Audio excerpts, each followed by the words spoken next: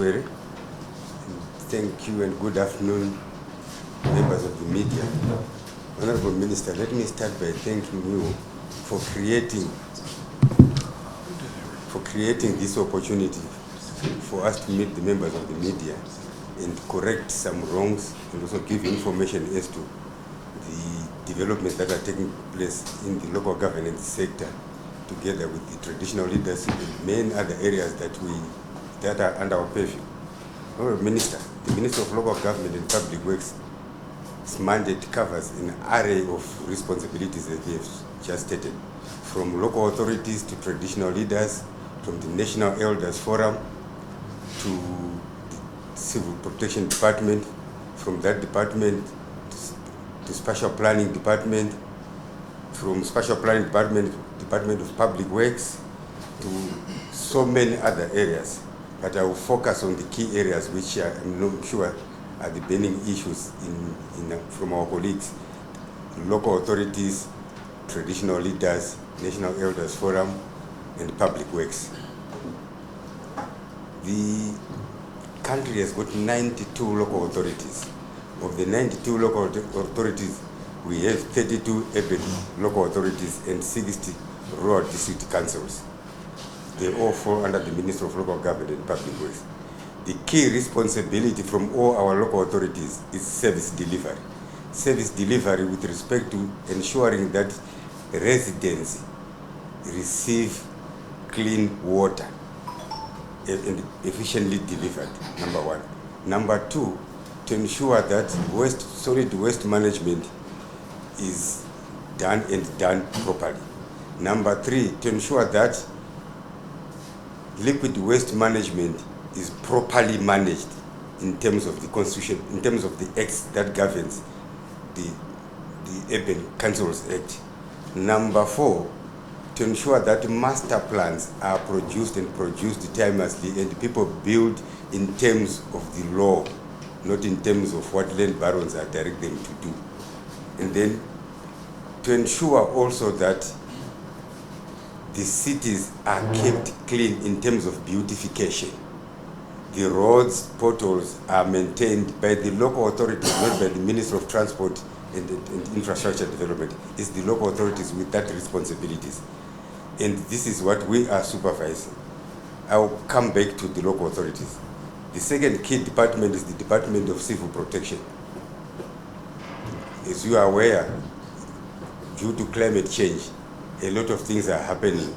We had an intense drought in the year 2024, and the Civil Protection Unit was on the forefront, ensuring that we mobilize resources from donors, from well-wishers, from everybody, to ensure that every Zimbabwean has got access to food, of course, through the Ministry of Agriculture and the Ministry of Labor and Public Service. This department came up with what we are calling a multi-hazard contingency plan to look into the issues of 2025 with respect to the impact of the rainfall season that we are now currently receiving. We were told that we were likely to receive floods through Chido. They were fully prepared for that. Fortunately for Zimbabwe, Chido did not visit us. But yesterday we received a communication from the Meteorological Department telling us that starting from today, for the next 7 days, we are likely going to be receiving a lot of rains. We're going to be receiving thunderstorms, and there's going to be a lot of flooding in our streams, in our rivers, and people are being warned that people must be careful as they cross streams and small rivers. People must be careful not to be under trees when it's raining. People must be careful not to walk barefooted when it's raining. And people must be indoors when it's raining, because it's coming with some harshness with it. The department is fully prepared for that. As you are aware, ladies and gentlemen, Zimbabwe, for some reason, has got a case in terms of accidents. I don't know whether it's because of our lack of experience in driving, or because maybe people are not properly tested for driving. The rate at which accidents occur in this country is beyond any measure. The Department of our department is looking into ensuring that every accident that takes place in this country, at least people are assisted. And this was a directive given to us by His Excellency, that every department, regardless of whether there is one person who has died or there are several people that have died, our department is seen regularly and diligently dealing with such issues in terms of ensuring that they provide groceries, in terms of ensuring that they provide any other form of assistance that is required. Where the accident is got in excess of 8 people or more, the president then declares it a disaster through the same department. And once it's declared a disaster, we now ensure that we provide everything that is required, from coffins to food to any other assistance, to hospital bills for those that could have been injured in the accidents. So these are some of the things that the Department of Civil Protection is doing. Let me turn to public works. As we all know, that the Department of Public Works is the national contractor, is the government contractor. This is the department that is responsible for ensuring that we build better going forward. We maintain our buildings. We supervise our private contractors or any other contractors. We supervise our developers. We supervise even the foreign contractors that come and invest in the infrastructure department. We supervise them. This is the department that is also tasked with being the contractor for construction of public buildings. When the new Parliament building was being constructed, of course it was a public-private partnership arrangement with the private sector contractor, but the Department of Public Works was the supervisor. We were the engineers, we were the architects, we were the quantity surveyors, we were the surveyors and everything else. When we were constructing the Manyame Hospital with a private sector company, we provided the same services that I've mentioned: architectural, engineering, and other services. At the airport, we were also working very closely with the Ministry of Transport and Infrastructure Trade in supervising the contractor that was given the contract to upgrade the Robert Mugabe Gabriel Airport. We are everywhere in the country ensuring that we provide construction services, construction expertise where it's required throughout the country. Let me turn on to traditional leadership. You have, I think, noticed, all of you, and some of you now are participants because we see your names in the letters that come to our office, that the Department of Traditional Leadership Support Services has generated a lot of interest from Zimbabweans in the country and Zimbabweans across our borders, Zimbabweans overseas, because this is what defines us as Zimbabweans. What the traditional leaders' mandate, what they are doing in their mandate, is to ensure that they look after our culture, our norms and values, because that's what defines who a Zimbabwean is. We are not defined by wearing a cape back to front. We are not defined by speaking ill of each other on social media. We are defined by the cultures and values that were given to us by our forefathers.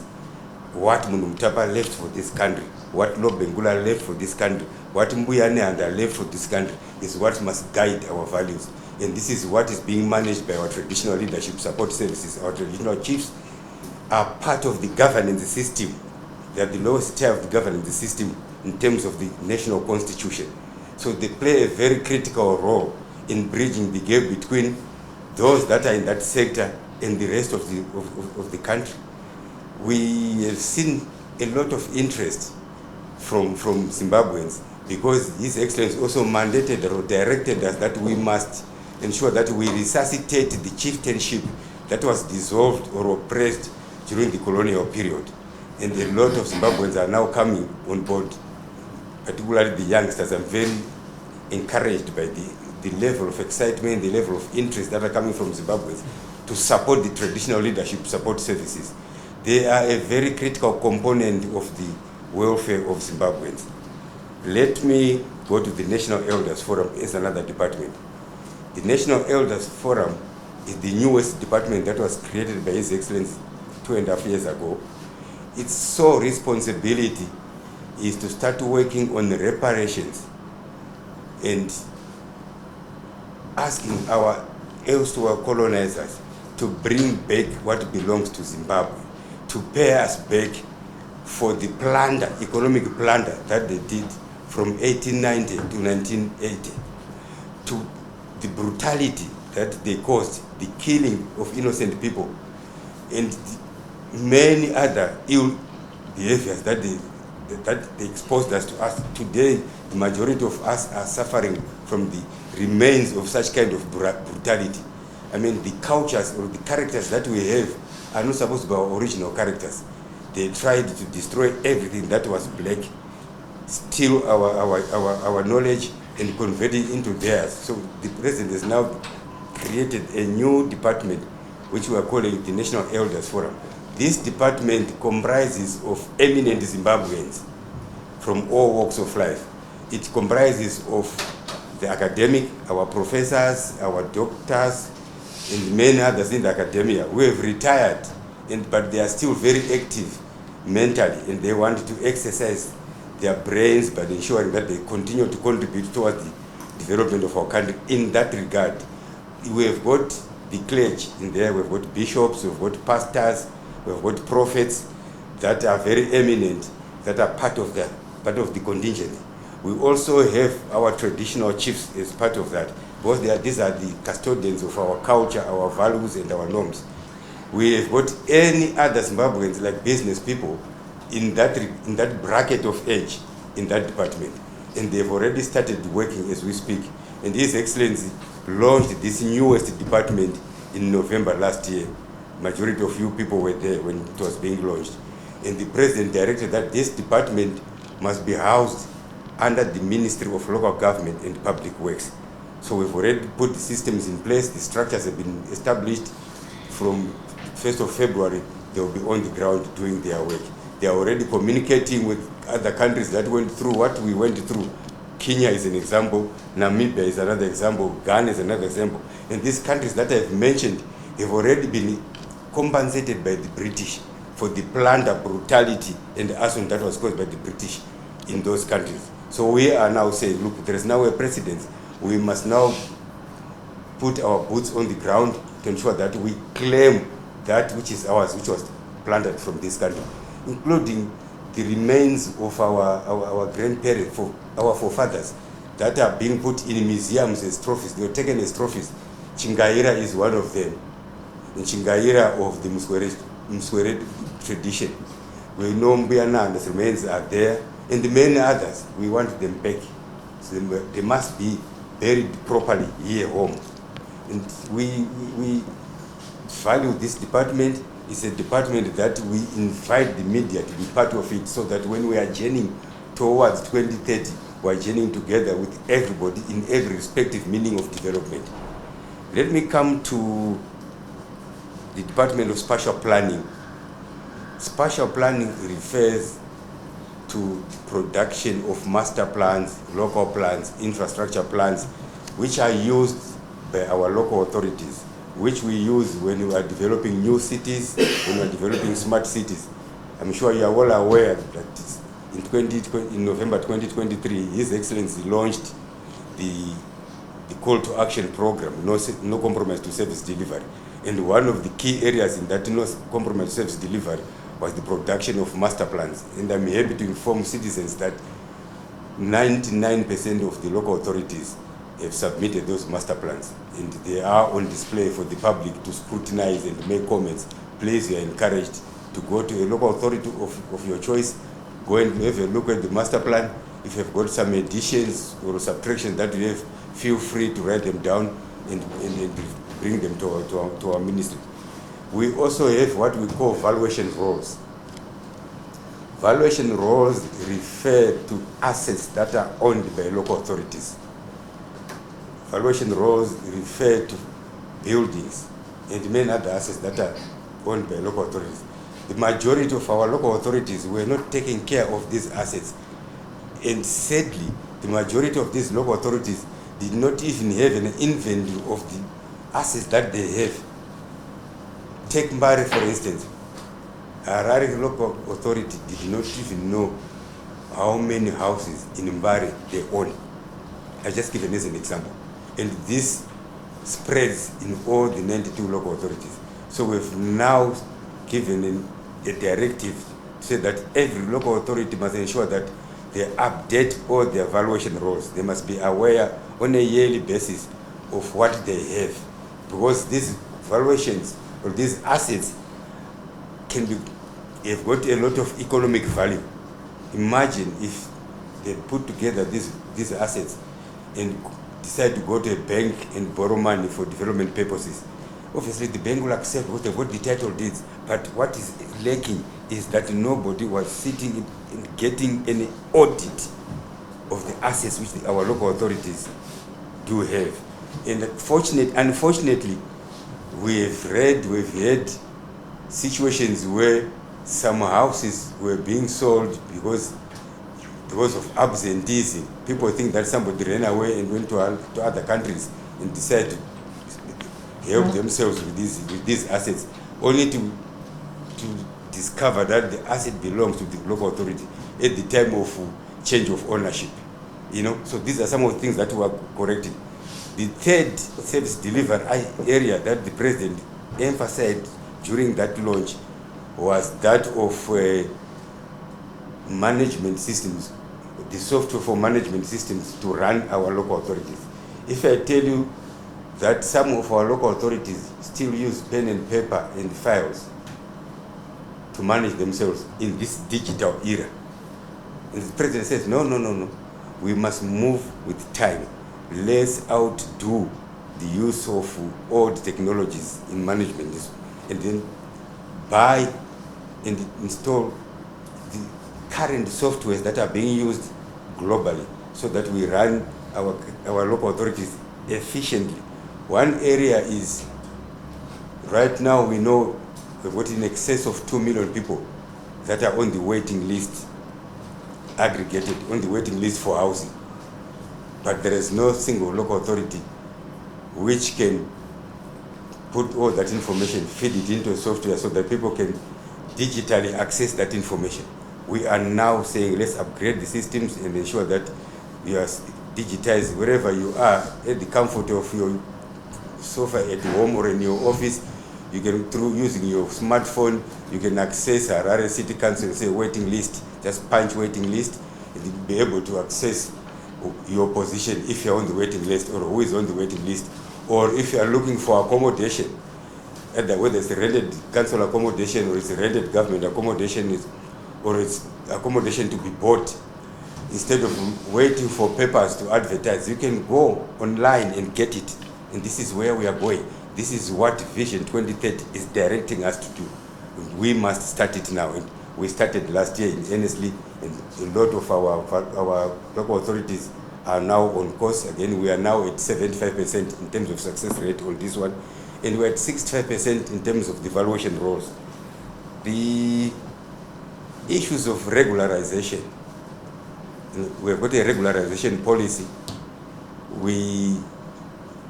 It's being managed by the Ministry of National Housing and Social Amenities together with the Ministry of Local Government and Public Works. We have no choice, ladies and gentlemen. We need to regularize all the informal settlements that are in the country. If we are to speak of an upper middle income economy status by 2030, we need to make conscious decisions, not only as central government, but as Zimbabweans, to ensure that we regularize. How do we start it? It starts with you and me. Please stop buying land from land barons. That's the first call on regularization. Stop. We now have structures put in place to ensure that you can come to the Ministry of Local Government, you can go to any local authority and be able to get information of the availability of a stand in the area of choice if they are there. So stop buying land from criminals. That's the first step of regularization. For the areas that are already existing as informal settlements like Caledonia, Harare South, we have now put a budget in place to ensure that we engage developers to come and ensure that we provide the roads, the water, the sewer that is required so that we regularize those areas. And we want the residents to participate. How do they participate? They are desirous of having a title deed. they can only get a title deed if they pay for the land first. The land belongs to the state, because this is state land, urban state land, that was stolen by the land baron. So how do they pay for the land? If you are living on an area of your stand size is half a meter by half a meter, you pay for the land first. That's what you pay for. You pay for the land. Then after you've paid for the land, you are now requested to pay for the road construction that covers the 500 meters. That is your area of concern. The water for the same distance, that's your area. The sewer, that's your area. Then this money does not go to the government coffers. They will go to a bank or an insurance company or what do you call them? The building societies that have got the responsibility to offer mortgage facilities for the same beneficiaries that are on the land. So you don't need to worry about where do I get the land. You go to the bank and say, I'm on this piece of land which is now being regularized by government. I want to register for a mortgage bond. You register for the mortgage bond for an agreed period, 10, 15 years, where you'll be paying, for instance, $100 per month. That's not painful to pay, $100 per month, and you've got your title deeds. You can now sleep. What is obtaining at the moment is disappointing, is disheartening.